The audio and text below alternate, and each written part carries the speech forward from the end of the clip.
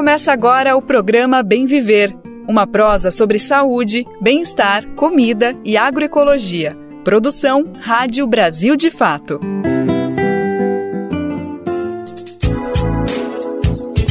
Bora para mais uma? Hoje é segunda-feira, dia 30 de outubro de 2023, é mais uma semana começando e com ela mais uma edição do Bem Viver, reta final do antepenúltimo mês do ano, é verdade, tá quase acabando, ainda tem novembro inteiro, dezembro inteiro, mas a gente já tá nos últimos dias de outubro, essa semana mesmo já não estamos mais em outubro, já começa novembro, então bora lá, bora começar essa semana cheia de energia, cheia de informação. Eu sou o Lucas Weber e tô por aqui pela próxima uma hora para trazer todos os debates que o Brasil de Fato propõe por meio das notícias populares, a perspectiva popular que a gente traz para as notícias do Brasil e do mundo. Bora então conferir quais são os destaques do programa de hoje. Estudo mostra como que o governo Bolsonaro falhou na comunicação com a população rural sobre a Covid.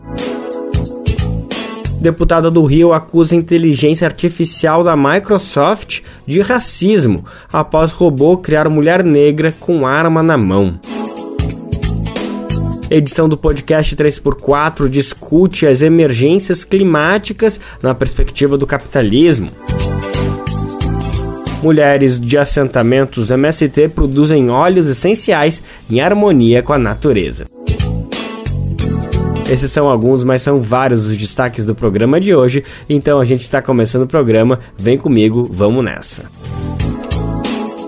Antes de começar o programa de hoje, é bom lembrar que a gente entra no ar sempre de segunda a sexta-feira a partir das 11 horas da manhã pela rádio e também pelas principais plataformas de podcast, no site do Brasil de Fato, na aba rádio, por meio das rádios parceiras. O Bem Viver também é transmitido pela Rádio Brasil Atual, 98,9 FM na Grande São Paulo e também pela internet na nossa rádio web, no site radiobrasildefato.com.br. Mas também dá para ouvir no seu tempo, no seu jeito, a hora que você quiser. É só acessar o site do Brasil de Fato, buscar o programa nas principais plataformas de podcast e na rede de rádios parceiras que retransmitem o Bem Viver em todo o país. A lista de rádios está disponível lá no nosso site. São mais de 100 emissoras fazendo a retransmissão, então se você quiser entrar junto com a gente nessa, botar a voz do Bem Viver para repercutir aí na sua região, na sua cidade, na sua rádio, tá mais do que convidado, mais do que convidado. Vai em radiobrasildefato.com.br e clique em como ser uma rádio parceira. Brasil de Fato, 20 anos. Apoie e lute.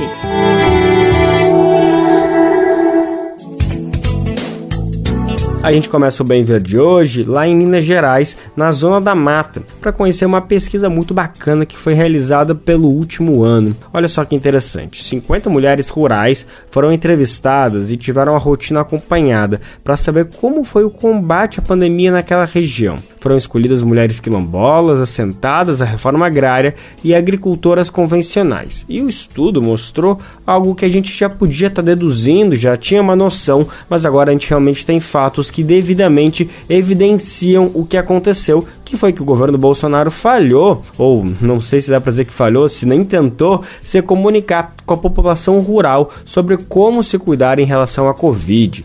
Por outro lado, movimentos populares como o MST e a CONAC, a Confederação das Comunidades Rurais Quilombolas, supriram essa ausência do governo e fizeram a diferença. Eu conversei com a pesquisadora responsável pelo estudo, Daniela Leal. Ela atua na Universidade Federal de Viçosa, em Minas Gerais, no grupo de pesquisa MEIOS, que é Comunicação, Relações Raciais e Gênero, vinculado ao programa de pós-graduação em extensão rural da universidade. A gente vai conferir agora a conversa que eu tive com a pesquisadora. Antes de começar a nossa conversa, então, Daniela Leal, muito obrigado pela tua disponibilidade, vai ser um prazer falar contigo, eu estou ansioso para saber os resultados dessa pesquisa, que só essa introdução que eu já tive contato já me deixou muito curioso e muito feliz de ver que algumas coisas que a gente já estava percebendo na prática ao longo da pandemia, agora a gente tem um estudo para realmente consolidar, ver que não se tratava apenas de uma percepção, mas da realidade. Então, muito obrigado pela tua disponibilidade, por ter produzido esse material e estar aqui para divulgar, para compartilhar com a gente, viu?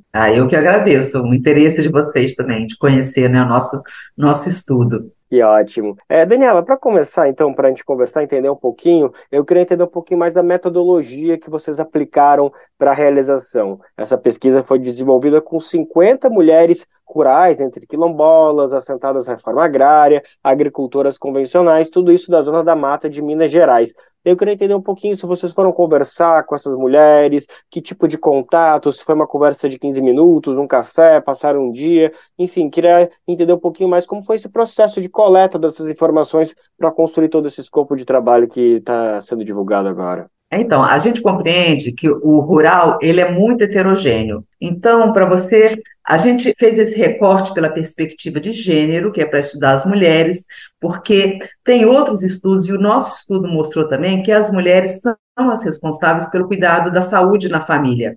Então, a gente está passando por uma emergência sanitária, as mulheres elas têm esse papel, né, de cuidadora das suas famílias, então a gente fez esse recorte nas mulheres rurais. E entendemos que mulher rural, ela não é homogênea, são várias categorias. Então, a gente estudou aquelas que estão ligadas a comunidades quilombolas, assentadas do MST, e também participantes que não são organizadas politicamente, para a gente poder ter uma dimensão do impacto do território também. A gente não apenas fez entrevista, a gente fez conversas em profundidade, como também percebendo que havia uma lacuna no acesso a tecnologias de informação, que foi muito importante na pandemia, porque com o isolamento social, muito da informação, do convívio, do contato, tudo era pelo celular. Então, não só assim, algumas tinham limite do acesso mesmo, não tinha aparelho ou não tinha provedor, como muitas também não tinha o conhecimento, as habilidades para usar a tecnologia. Então, percebendo isso, a gente também, o Grupo Meios ofereceu oficinas para trabalhar a tecnologia. Então, a gente teve bastante contato com essas mulheres, porque não foi só uma conversa, foram várias conversas, e a gente também podendo oferecer não é um produto, mas essa devolutiva da atenção delas, a gente também pôde aprofundar mais nas necessidades ou no que elas estavam passando ao longo da pandemia. E aí um diferencial foi que a gente fez uma análise baseada na interseccionalidade, que é essa travessia de marcadores, raça, classe, gênero, território. Então, a gente buscou fazer uma interpretação dos dados também, levando em conta isso. Perfeito, Daniela. Então, eu queria te ouvir um pouquinho mais dessa intersecção que vocês fizeram e agora, especialmente, em relação ao território. Nessa pesquisa, então, tiveram 3 grupos populacionais, digamos assim, que vocês abordaram, que é, então, as mulheres quilombolas, mulheres assentadas à reforma agrária e agricultoras convencionais. Que tipo de diferenças a gente pode perceber na comunicação que chegou sobre esses cuidados pandêmicos, dessas atenções sanitárias, que a gente pode perceber nesses distintos 3 grupos? Existe alguma classificação ou não é muito por aí que é importante a gente fazer esse recorte? Olha, foi uma diferença muito grande, porque o governo, não só o governo federal, como o estadual também, foi muito negligente. Quanto, principalmente, assim, o governo federal, então, nem se fala, né? Porque, além de não produzir informações de qualidade, ele ainda produziu desinformação, com essa vontade de trazer o tratamento precoce como um protocolo de enfrentamento, isso deixou a comunicação muito truncada. Então, a gente tem estudos que a gente faz da rede social, do Ministério da Saúde, sabe? Dos sites e tudo, então foi uma comunicação extremamente falha. Então, para aquelas mulheres rurais, por exemplo, que estão associadas ao movimento Sem Terra, elas foram supridas de todo tipo de informação, uma informação de qualidade, uma informação que dialogava com as comunidades rurais, porque é diferente, é muito diferente os contextos, o rural e o urbano, o acesso à promoção em saúde, sabe? O acesso a postos de saúde, a médico, o transporte que leva até o até os hospitais, até as UBS. Então, tem muita disparidade. A própria tecnologia, sabe, que no rural ela não é tão acessível, porque não pega o 4G, e as empresas, como é pago, não têm interesse de botar suas torres ou de levar a internet para muitos rurais, assim. Mas, assim, o movimento, o MST, ele supriu muito das lacunas que ficaram sobre a informação. Ainda mais, assim, fora isso, ainda instruíram as mulheres como não cair na fake news, sabe? Como se prevenir da desinformação, né? Enquanto que essas mulheres que não estavam associadas a nada, elas ficaram sem esse tipo de apoio. Então, a gente mesmo na entrevista, a gente conseguiu perceber isso, que quem teve essa informação do MST estava mais cuidadosa, por exemplo, com a higienização, com a proteção do álcool, assim, estavam mais conscientes do que as outras. Mas mesmo assim, a gente percebe que tem falhas que, por exemplo, porque quase todas, na questão da máscara, no rural ninguém usava máscara. Entende? A comunicação tem que dialogar, porque sei lá, a televisão mostrava as cidades, né? Então, o vírus está na cidade, o vírus não está aqui na roça. Mas está, porque as pessoas vão na cidade, as pessoas vão no mercado, né? Então, por isso que é importante ter uma comunicação que dialogue com essa lógica. Então, o MST, ele foi muito eficiente. Mesmo assim, algumas fios ficaram de fora, assim, né? E as quilombolas também, as assentadas, da comunidade quilombola, a CONAC, outras entidades assim, também se empenharam em suprir essa comunicação que o governo federal não estava levando à frente. Perfeito, Daniela. O final da tua resposta já me parece ser a resposta da próxima pergunta que eu vou trazer, mas de qualquer forma eu ainda vou fazê-la porque eu queria te escutar um pouquinho mais sobre isso, que é como que essas coisas têm que conversar. A gente teve um governo anterior que, como a senhora acabou de comentar, e não foi só a senhora, a gente comentou, a gente viu os noticiários do mundo inteiro comentarem como o Brasil foi um fracasso no combate à pandemia, porque tinha uma postura negacionista, esqueceu da vacina, ignorou a vacina, fez uma política para incentivar, na verdade, a contaminação das pessoas com campanhas publicitárias, que o Brasil não pode parar, incentivo de tratamento precoce que é ineficaz, enfim, são inúmeros os exemplos de como não existia uma comunicação para combater a pandemia, para instruir as pessoas. Então, obviamente que a gente precisa, que não é um bom exemplo, mas agora eu quero entender o quanto que essa comunicação do MST, da CONAC, desses agrupamentos que tratam com populações específicas, o quanto essas comunicações são essenciais mesmo com um governo preocupado em se comunicar. Se a gente tivesse, por exemplo, um governo, como vem se demonstrando agora o governo Lula, no seu terceiro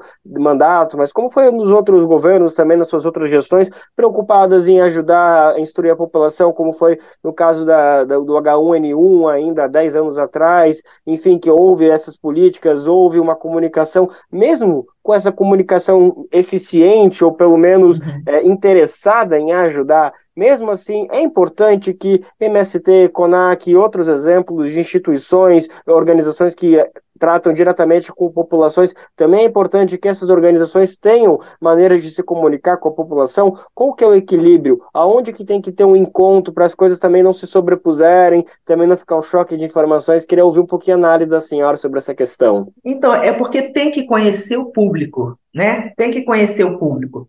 Então, essas instituições, essas entidades, né, elas estão muito próximas desse público, né? Então, elas dialogam, elas sabem exatamente a necessidade daquela população, né? Então, digamos assim, essa questão mesmo do governo federal, que é amplo, o olhar dele é geral para o Brasil, né?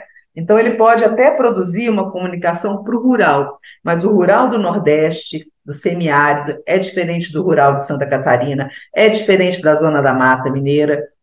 E, mesmo assim, o rural da comunidade quilombola é diferente da assentada. Então, essa proximidade, esse conhecimento das lógicas, das rotinas, de tudo que envolve essas populações, isso é muito importante para que a mensagem seja muito clara e dialogue realmente com essas populações que são vulneráveis.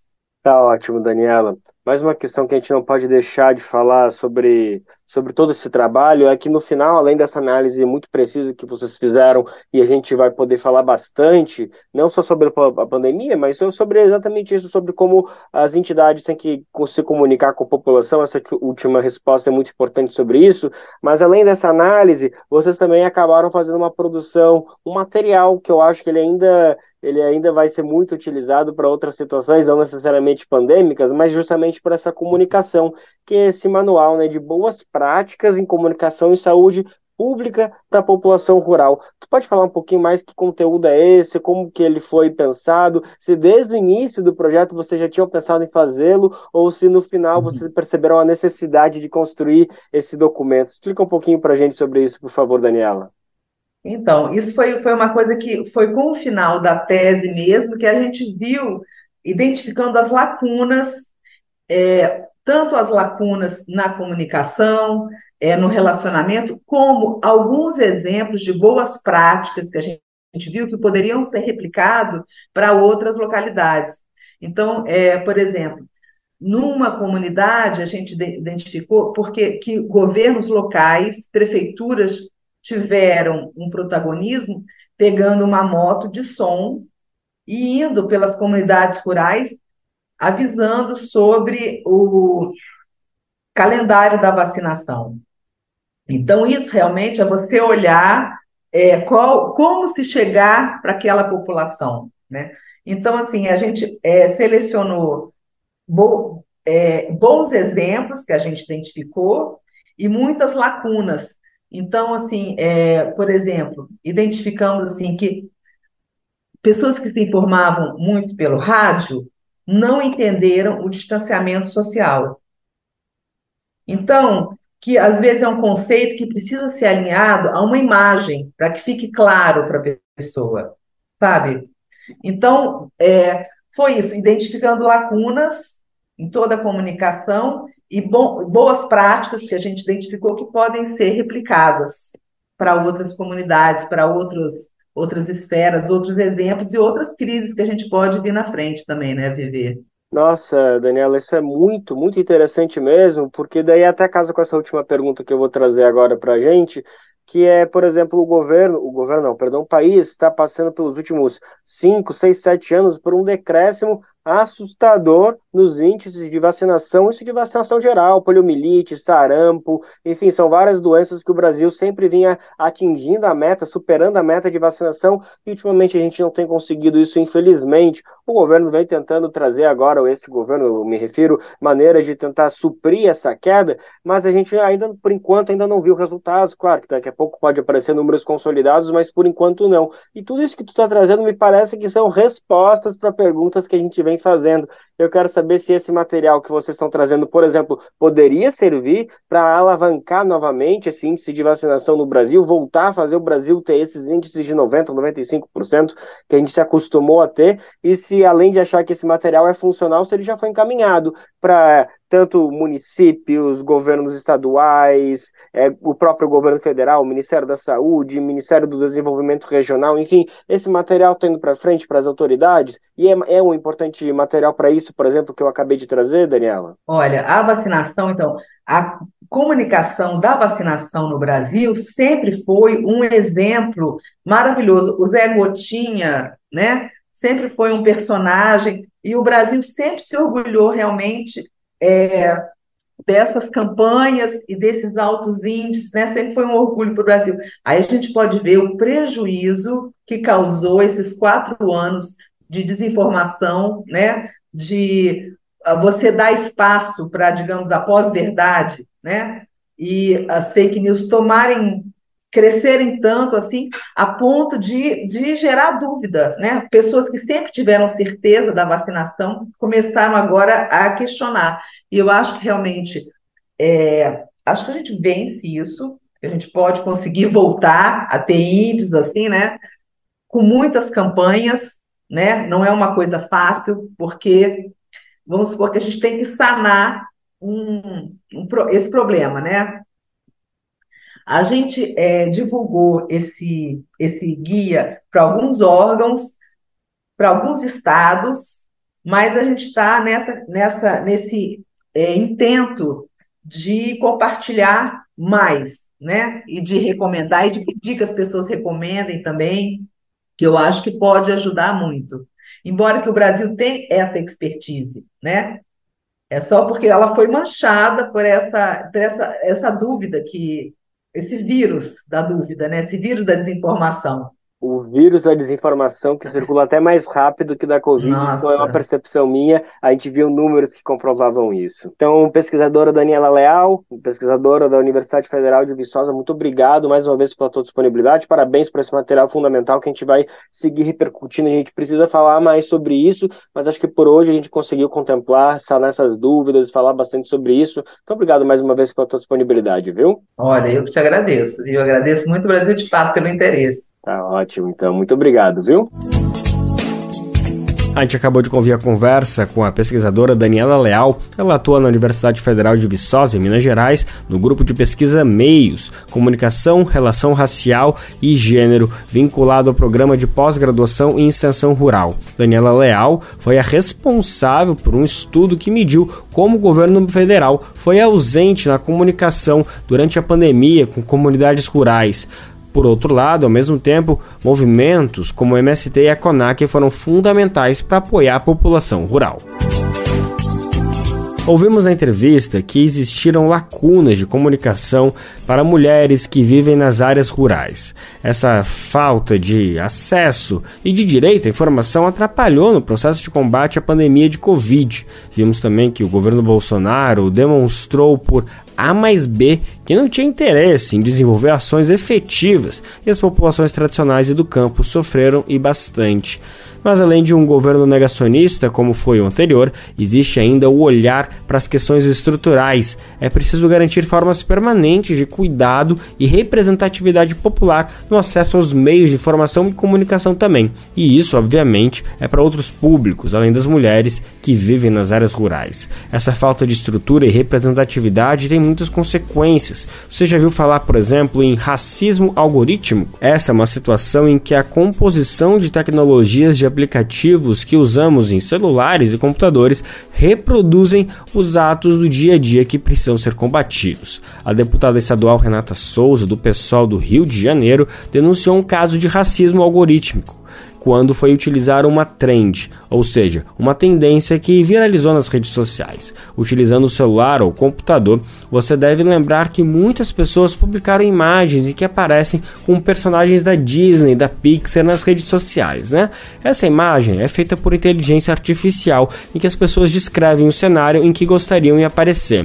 A parlamentar argumentou que pediu para aparecer em uma favela do Rio, local em que ela cresceu, e acabou sendo retratada, adivinha, com uma arma na mão, gente, olha isso. A situação em si já é um absurdo, mas pior, ela não citou nenhuma arma na descrição solicitada. Vamos entender melhor que denúncia é essa? Quem conta pra gente é Daniel Lamir. A deputada estadual Renata Souza, do PSOL do Rio de Janeiro, utilizou as redes sociais para denunciar um caso de racismo algorítmico. Ela citou a inteligência artificial por trás da trend que cria imagens inspiradas em personagens da Disney Pixar. A parlamentar do Rio de Janeiro é nascida e criada no conjunto de favelas da Maré, na zona norte da capital fluminense. Ela contou que, ao criar uma imagem inspirada em posters da Disney, na última quinta, a imagem gerada a retratou como uma mulher negra com uma arma na mão. A denúncia foi feita na página da deputada. Fomos entrar na trend, nossa equipe observou que a gente poderia colocar assim, uma mulher negra, como eu, chamada Renata Souza, com uma favela ao fundo, com um blaze estilo africano dentro de uma favela.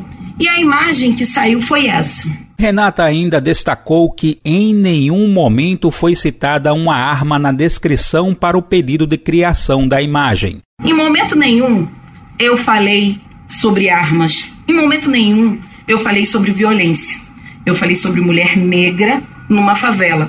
e aparece uma mulher negra com uma arma na mão. A parlamentar ressaltou o caráter de criminalização da população preta e favelada. O racismo algorítmico está aí.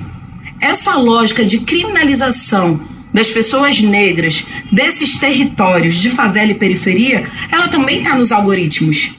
Eu que presido a CPI do reconhecimento fotográfico, já vi o quanto que essa inteligência artificial, essas inteligências faciais utilizam também um algoritmo que é racista, que ele vai reconhecer o negro, o pobre, o jovem como possível criminoso. A Microsoft, que hospeda o robô inteligente dentro de um site, informou ao G1 que investiga o caso e que tomará medidas adequadas para ajustar o serviço. Da Rádio Brasil de Fato, com informações da redação no Rio de Janeiro. Locução Daniel Lamir. A gente destaca que as tecnologias podem ser muito úteis para a vida de todas as pessoas do planeta, mas é preciso analisá-las, além da ideia de serem objetivas ou expressarem decisões neutras. Atravessar a perspectiva de um racismo estrutural para a dimensão tecnológica, como sabemos, é perpetuar o poder de uma colonialidade que permanece causando violência no Brasil e no mundo.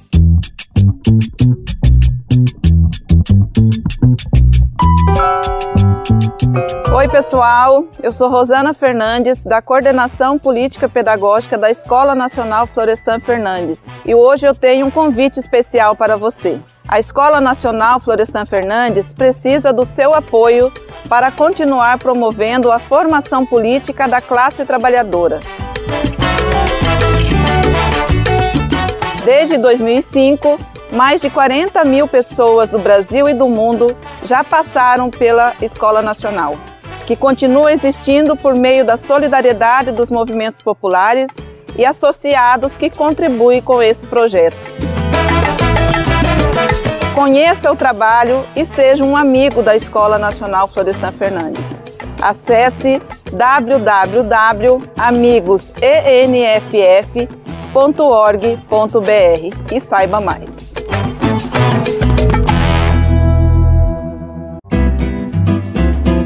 Programa Bem Viver, sua edição diária sobre saúde, bem-estar, comida e agroecologia. Agora vamos falar sobre as estratégias textuais das redações do Enem, o Exame Nacional do Ensino Médio. A gente sabe que na educação, como um todo, é importantíssimo garantir matérias como filosofia e sociologia, como forma de estimular o senso crítico na sala de aula. Das redações do Enem, a pesquisadora Bruno Cohen concluiu o mestrado analisando provas de redação que tiveram nota máxima em 2019. Na época, o tema foi a democratização do cinema. O trabalho serve de referência para se defender o desenvolvimento técnico e crítico dos textos avaliados pelo INEP, que é o Instituto Nacional de Estudos e Pesquisas Educacionais Anísio Teixeira. A gente vai receber mais informações na reportagem de Bela Correia, da Rádio UFMG. Aqui tem ciência. Pesquisas da UFMG ao seu alcance.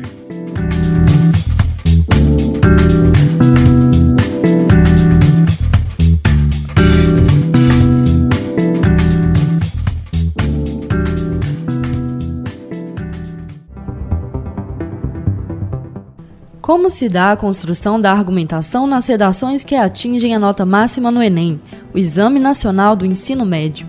O bom desempenho na prova de redação pode ser decisivo para o acesso dos estudantes a instituições públicas de ensino superior, uma vez que a nota do Enem é usada na classificação do SISU, o Sistema de Seleção Unificada do Ministério da Educação. A pesquisadora Bruno Cohen, que concluiu o mestrado no programa de pós-graduação em Estudos Linguísticos da Faculdade de Letras da UFMG, analisou provas de redação que atingiram nota 1000 na edição de 2019 do Enem.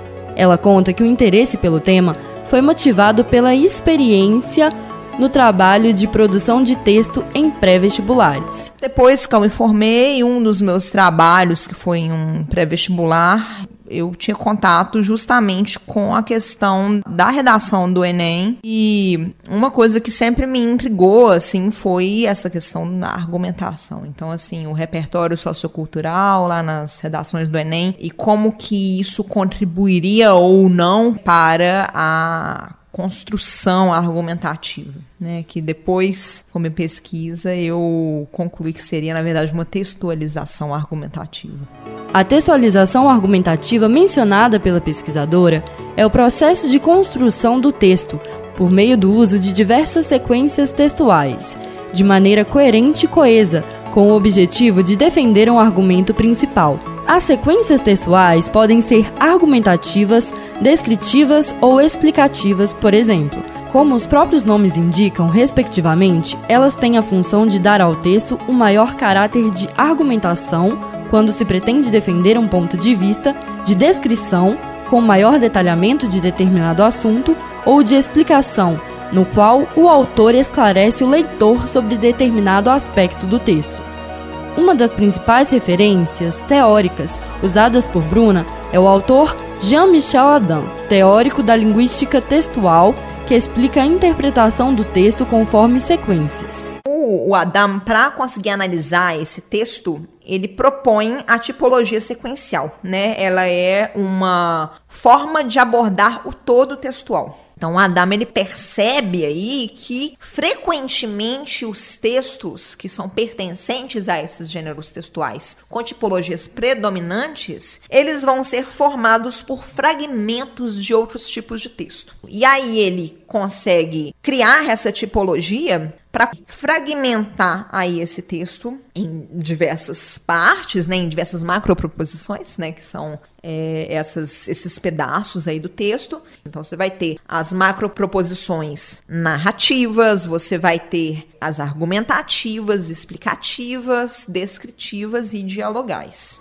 O tema da redação do ano de 2019 foi a democratização do acesso ao cinema, e as provas que obtiveram nota máxima foram disponibilizadas pelo INEP, o Instituto Nacional de Estudos e Pesquisas Educacionais Anísio Teixeira, na página do participante do Enem, com livre acesso.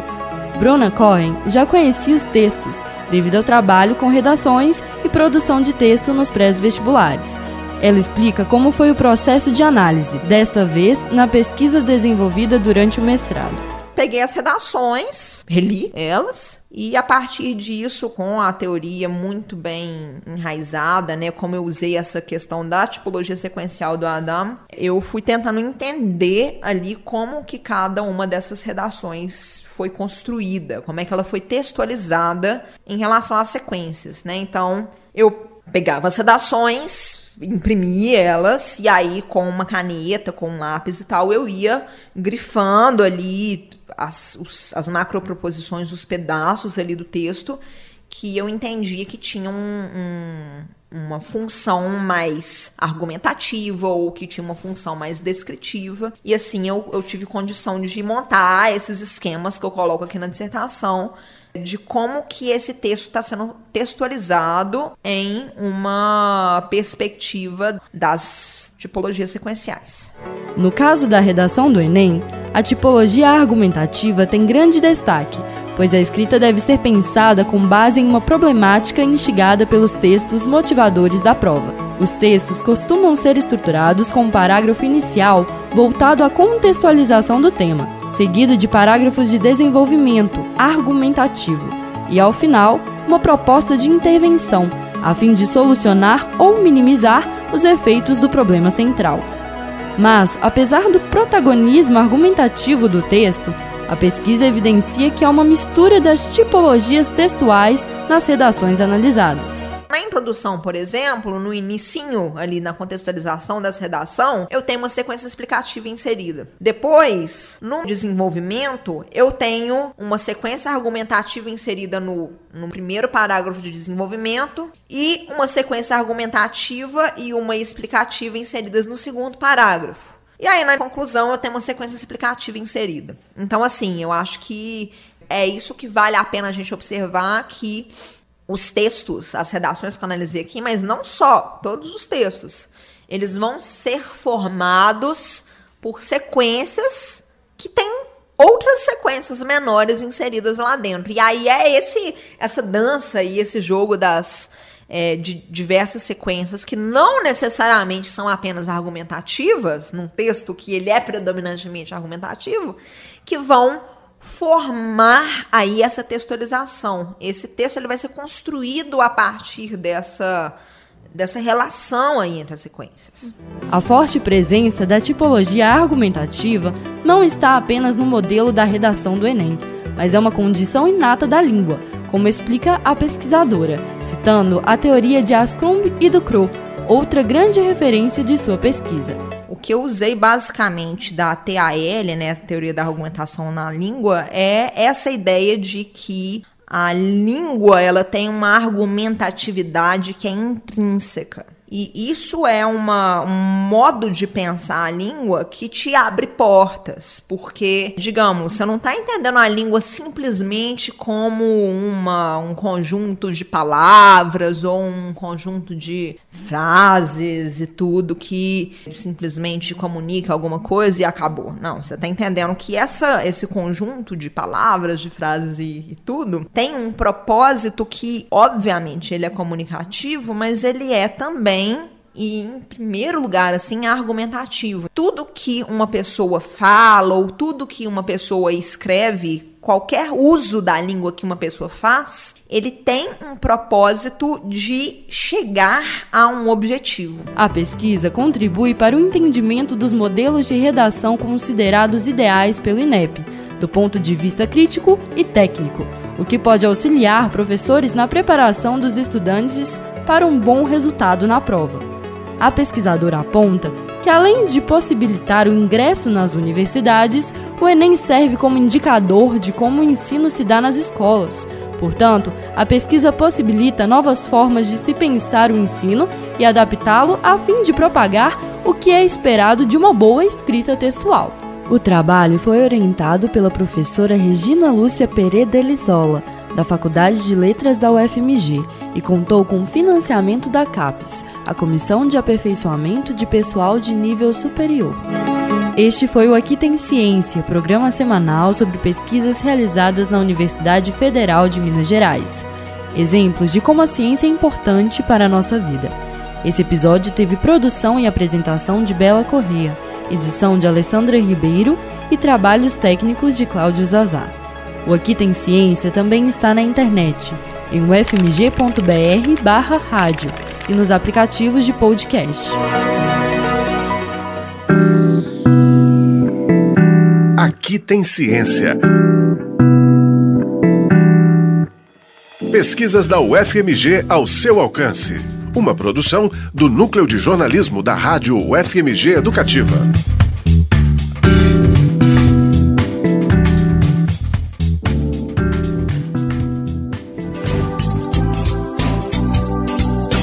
Antes tarde do que nunca, né? Como é de costume, passando aqui para avisar que tem edição nova do podcast 3x4 no ar, que saiu na sexta-feira. Quem ainda não viu, tá mais do que na hora de dar play e saber tudo o que tá acontecendo. Essa edição do 3x4 trouxe a pauta das emergências das mudanças climáticas. O convidado da vez foi o professor de Geografia Diosmar Filho. Ele é coordenador científico da Associação de Pesquisa IALETA. Um dos temas destacados por ele foi o racismo ambiental. Vamos conferir um trecho da fala dele. A população negra aqui ou em qualquer lugar do mundo vive racismo ambiental porque o que a gente originou como Estado moderno é racista. A Constituição de 88 não responde à vida da população negra no Brasil. E os governantes vão ter limitação de responder porque a gente transformou na Constituição de 88 população negra em minoria. Então, a população negra brasileira, ela vive as desigualdades raciais da República. Isso pelo racismo. A periferia não é um determinante de vida. Eu sempre digo para as pessoas, né, que é importante a gente ressignificar a ideia de favela, mas a gente não vai poder viver a ideia de favela como futuro.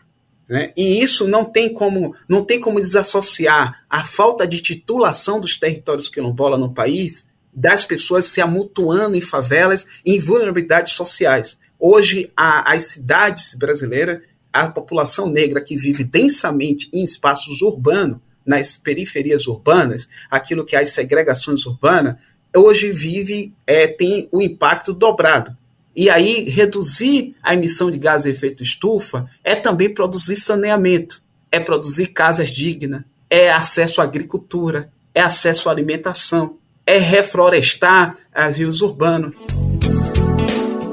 O professor Josmar também analisou criticamente o que é chamado como transição justa e suas consequências. A gente já adotou, né? É recursos naturais. A gente já não é bens naturais, né? É tudo política do capital. Né? A Constituição fala em bens da nação, né? E os bens da nação é os bens da soberania do povo. Esse já não é mais o debate. A gente vai ter que fazer equidade dentro daquilo que é transformar a floresta em recurso.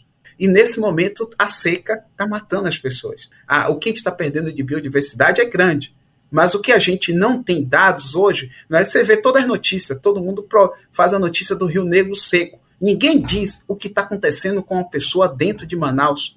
E elas estão sendo impactadas pelas mudanças climáticas devido à pobreza histórica que vive essas pessoas nas cidades. Então, a gente precisa de dinheiro para adaptação climática. A gente precisa de dinheiro para restabelecer as cidades. A Semana do Clima de Nova York foi um show. O Biden se comprometeu com transição justa. A transição justa, um mês depois, ele joga bomba, vai lá Israel para jogar bomba em Gaza. Agora, que transição justa a gente vai fazer nesse mundo onde 3/4 da população global está sem direitos humanos? Esse modelo segrega, mata, exclui. Agora, a transição justa para uma política climática de redução de gases de efeito estufa não pode ser criar cidades que continuam matando as pessoas. Já João Pedro Stedley, economista e liderança do MST, também criticou a ineficácia dos acordos mundiais para conter as mudanças climáticas. O agravamento desses fatos de desequilíbrios climáticos e de outra natureza são frutos da ofensiva que o grande capital internacional, em tempos de crise do capitalismo, está fazendo contra os bens da natureza. As grandes empresas e aquele capital especulativo, que o Marx chamava de capital fictício, e que hoje são trilhões no mundo, que não conseguem se reproduzir por causa da crise. Então, esse capital corre lá para os bens da natureza, para se apropriar de forma privada. Se você perguntar ou ler nos jornais da burguesia qual é a saída que eles propõem, crédito de carbono. De maneiras que continua a poluição, continua a gente ganhando dinheiro com as florestas e nada muda. Nós precisamos implementar um plano nacional de reflorestamento que vale para a agricultura familiar, que vale para o agronegócio. E todo mundo sabe, não precisa ser biólogo, que a árvore é a zeladora da água.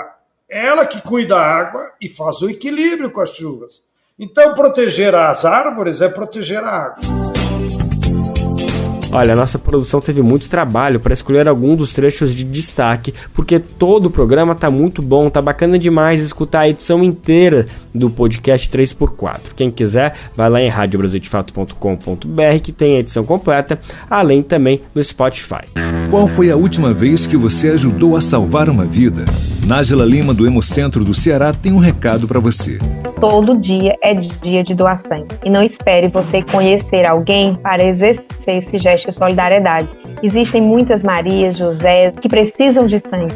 E a gente não precisa conhecer para ajudar a salvar, a reescrever a vida dessas pessoas. Tome uma atitude e salve vidas. Doe sangue. Uma parceria Rádio Senado. Você está ouvindo o programa Bem Viver, uma prosa sobre saúde, bem-estar, comida e agroecologia.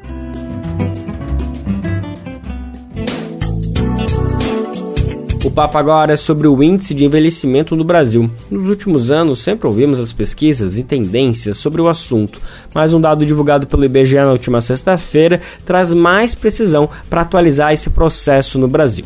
De acordo com o Instituto, de 1980 para cá, o número de idosos no Brasil mais do que dobrou. O dado está no censo de 2022 e, de acordo com as pesquisas, há 43 anos a proporção de pessoas com mais de 65 anos era de 4%. Já no ano passado, o percentual bateu em 10,9%. A gente acompanha agora todos os detalhes do levantamento na reportagem de Tatiana Alves, da Rádio Agência Nacional do Rio de Janeiro. A quantidade de idosos no Brasil mais do que dobrou de 1980 para cá, de acordo com dados do Censo 2022, divulgados nesta sexta-feira.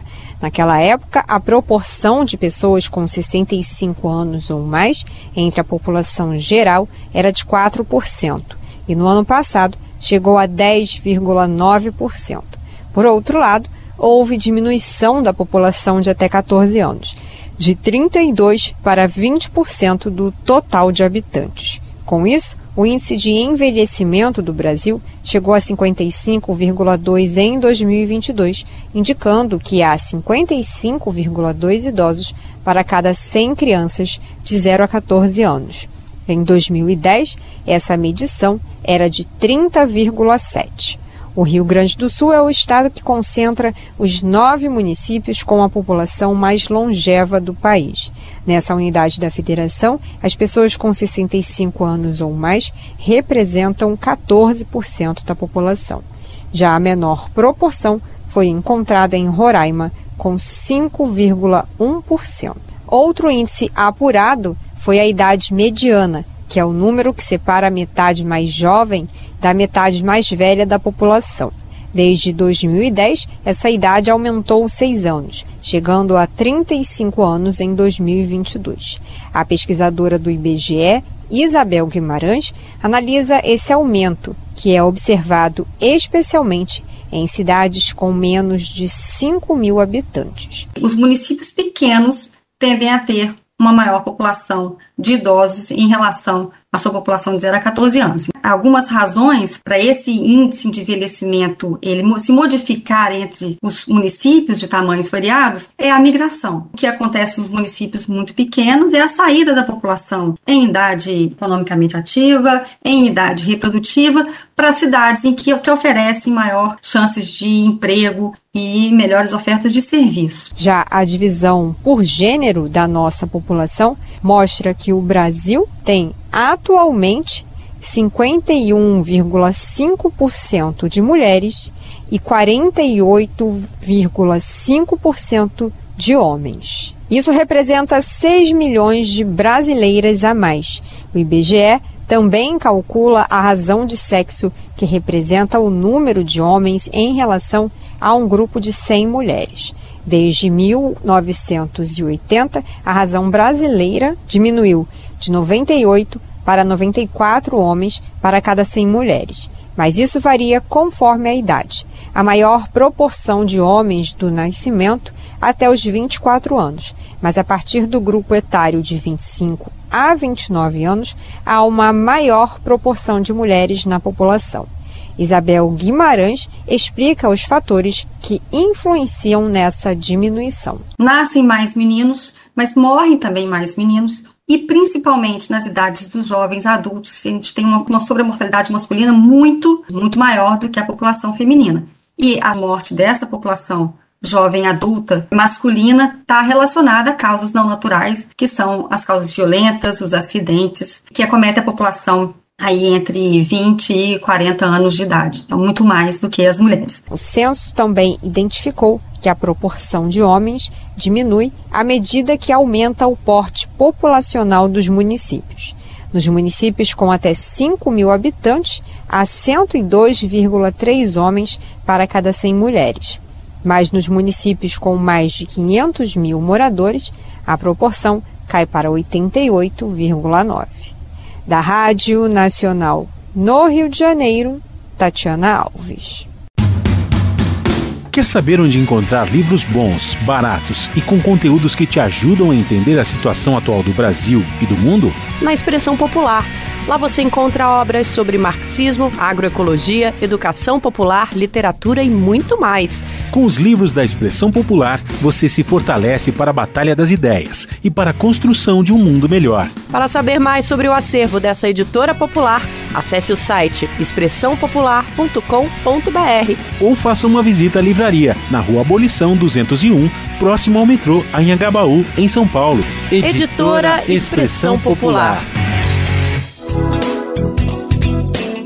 Você já ouviu falar em sistema límbico? Bom, com a ajuda da produção, eu vou explicar um pouquinho o que significa isso. Sistema límbico está no nosso cérebro e é formado por um conjunto de estruturas interconectadas que processam emoções, comportamentos motivados e memória. Por que a gente está falando sobre isso agora, né? É porque a gente vai trazer agora uma experiência que nos ajuda muito a pessoas a equilibrarem esse sistema, que é por meio dos óleos essenciais. Pelo cheiro e contato com a pele, esses produtos são muito importantes para a ajuda, já que as emoções, como sabemos, também auxiliam, por exemplo, de forma positiva ou não, na nossa imunidade. E com as emoções também tomamos muitas decisões no nosso dia a dia, como enxergamos o mundo, por exemplo. E por falar nisso, a experiência que vamos ouvir agora mostra como a reforma agrária popular é importante no Brasil. O repórter Pedro Stropassolas viajou até Arataca, no sul da Bahia, para conhecer a experiência das mulheres do assentamento Terra Vista do MST na produção de óleos essenciais. Vamos conferir essa experiência agora no Momento Agroecológico de hoje.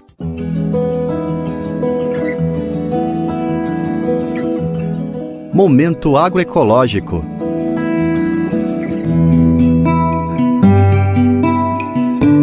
Valdeci conta de onde vem o amor e a relação com as plantas. A minha mãe que me trouxe aqui, para aqui, ela veio primeiro e aí depois eu vim. Então, bastante folha é bom para remédio. Tem a lumã, que é bom para remédio. Hortelã-miúdo também, que é o principal, né, de parteira, fazer aquela beberagem para as mulheres beber quando, né, estava grávida, às 5 e ganhava o neném. Aí fazia aquelas temperadas boas para tomar, né? Remédio. E um monte de folha que é bom para remédio. Se a gente for falar tudo, aí o tempo não dá, né? A agricultora integra o grupo de mulheres sem terra do assentamento Terra Vista em Arataca, no sul da Bahia, que produzem óleos essenciais com essências extraídas de plantas como capim-santo, pimenta rosa, lírio do brejo, citronela e pitanga. Os óleos essenciais interagem com o corpo por meio do olfato e da pele. Ao inalarmos o aroma desses produtos naturais, estimulamos o sistema límbico do cérebro, responsável por controlar o humor, a memória e os níveis de estresse. Solange explica a importância da produção dos óleos essenciais para as mulheres sem terra. Nós sem terra, nós lutadoras pretas, sem terra indígena, a gente já nasce empoderada. Mas o que eu acho que assim, essa questão do fortalecimento, de fortalecer essas mulheres, de fazer com que essas mulheres se sintam protagonistas do processo. Então, os óleos essenciais é mais uma ferramenta para isso, né? No sentido pedagógico, no sentido político, no sentido econômico. E a economia que eu falo é para além do capital, não é essa economia capitalista, mas uma economia emancipatória, uma economia nossa, que a gente possa permanecer aqui dentro, no assentamento. Todos os produtos da marca Arte da Terra são naturais e orgânicos. As espécies são cultivadas na própria área do MST, que passa por um processo de reflorestamento e transição agroecológica desde a ocupação da área em 1992. Valdeci conta da variedade de plantas usadas na produção dos óleos. E a gente faz de aroeira, capim-santo, a citronela, pitanga, o lírio do brejo, que a gente faz também, viu? E tudo dá o óleo essencial. Já Branca diz qual é a sua planta favorita. Minha planta favorita? Manjericão. Andréia define o conceito de agroecologia para as mulheres do assentamento. A agroecologia é um modo de vida. A agroecologia é você cuidar de tudo, das pessoas, dos animais, da mata, do rio, proteger, você não ver indiferença nas coisas, né? Respeitar o espaço de cada pessoa, respeitar o seu território, respeitar os povos tradicionais, as sementes crioulas, né? Acreditar nisso. O primeiro contato das mulheres do Terra Vista com a produção de óleos essenciais veio em 2017. Anos mais tarde, chegam os destiladores e se inicia a produção em maior escala. Branca explica como é o processo de produção. A gente colhe, vai para a roça colher, depois a gente coloca no destilador, traz até aqui no laboratório, coloca no destilador, a gente vai gastar de torno de até 5 horas de relógio. O tempo de destilar dele começar a gotejar é de 40 minutos a 50, depende da potência do fogo. Foi a partir da chegada dos destiladores que o grupo de mulheres também estruturou o espaço de cultivo das plantas medicinais, que chamam de mandala. É o que explica Andréia. Ali a gente cultiva plantas de ciclo curto e que são cultivadas mesmo, né? Que são as plantas mais conhecidas na região. A gente adquiriu aqui na comunidade, nos territórios aqui por perto, os territórios indígenas, quilombolas. A gente consegue, onde a gente viaja, a gente vai conseguindo mudas e aquilo, é uma troca, né? Assim, se a gente lê e a gente pesquisa bastante, a gente vai ver que as mulheres sempre foram detentadoras das sementes crioulas.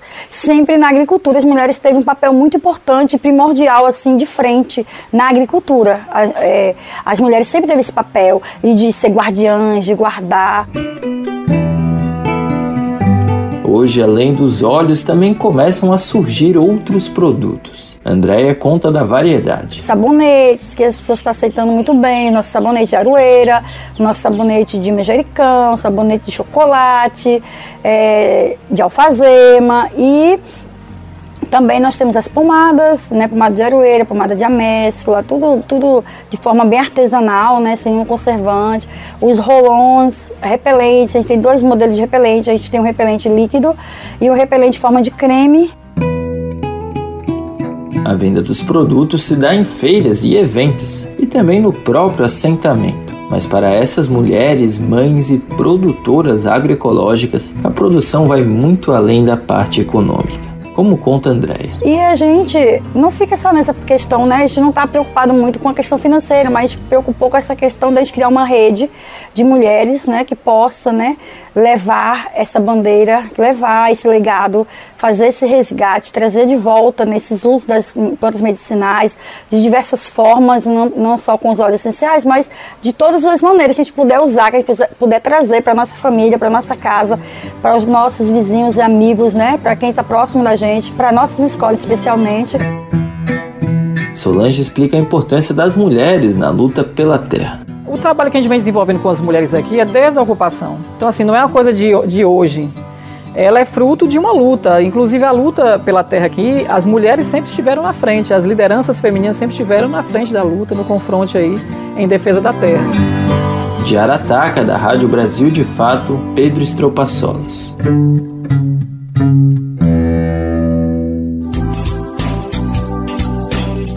Vale a gente destacar uma curiosidade aqui. No site do Brasil de Fato, você pode encontrar outras reportagens que abordam a luta pela terra no sul da Bahia.